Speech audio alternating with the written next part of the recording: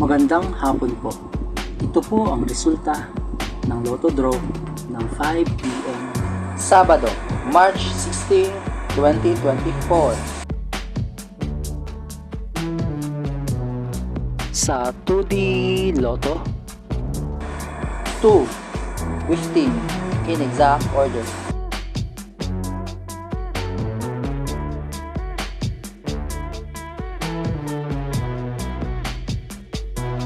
sa 3D Lotto, 9, 1, 5, in exact order.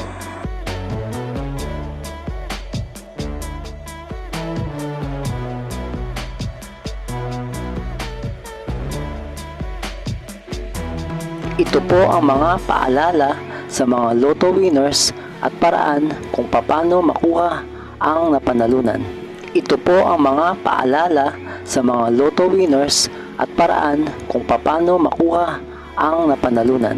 Ito po ang mga paalala sa mga Lotto winners at paraan kung paano makuha ang napanalunan.